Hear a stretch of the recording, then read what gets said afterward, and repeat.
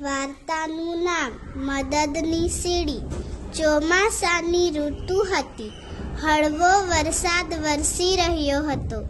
એવામાં એક કીડી અને તેનું બચ્ચું પુલ ઉપરથી ધીમે ધીમે ચાલ્યા જતા હતા. સામે છેડેથી એક મહાકાય હાથી ચાલ્યો આવતો હતો. હાથીને જોઈને કીડીનું બચ્ચું તેની મમ્મીને કહેવા લાગ્યું, મમ્મી મમ્મી, જો તો ખરી, પેલા હાથી દાદા કેવા મોજથી ચાલ્યા આવે છે. તેનો પગ આપણા ઉપર પડી જશે તો આપણા તો રામ જ રમી જશે. કીડીબેન કહે, તું ચિંતા ન કર, હાથી દાદા તો ખૂબ દયાળુ છે, તે કાંઈ એવું ન કરે. એટલામાં તો હાથીભાઈ સાવ નજીક આવી ગયા.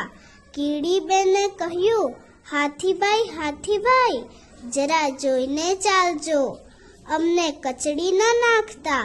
હાથીભાઈ કહે, કોઈ વાંધો નહીં. કીડીબેન હાથીભાઈ તો આગળ નીકળી ગયા. બચ્ચું તો ખુશ થયું ને કહેવા લાગ્યું, હાથી દાદા, આજે તમે અમને જીવન દાન આપ્યું છે, તો અમારા જેવું કંઈક કામ પડે તો ચોક્કસ કહેજો, અમે પણ તમને મદદરૂપ થઈશું.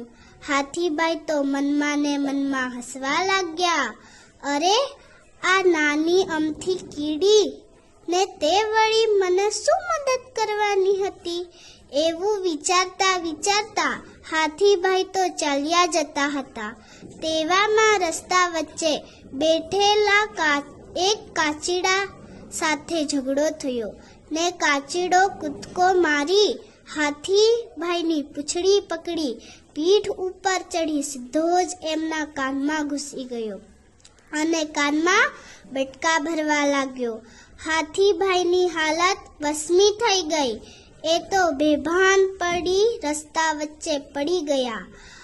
આ બાજુ કીડીબેન અને તેમનું બચ્ચું ઘરે પહોંચ્યા. બચ્ચું કહે, મમ્મી, તું મને જલ્દીથી ટીવી શરૂ કરી દે. કીડીબેનને તો ટીવી ચાલુ કર્યું. ટીવીમાં સમાચાર આવતા હતા. એમણે જોયું તો હાથીભાઈ રસ્તા વચ્ચે બેભાન પડ્યા છે. કીડીબેન અને તેમનું બચ્ચું તો આ જોઈને ચોંકી જ ગયા. અરે, આ તો પેલા હાથી દાદા, એમને શું થયું હશે? બેટા, મારે એમની મદદે જવું જ જોઈએ. કીડીબેન તો તરત જ ઘટના સ્થળે પહોંચ્યા.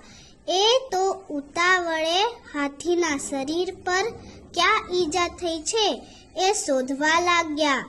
એમને તપાસ કરતા માલુમ પડ્યું કે હાથીભાઈના કાનમાં ઈજા થઈ છે.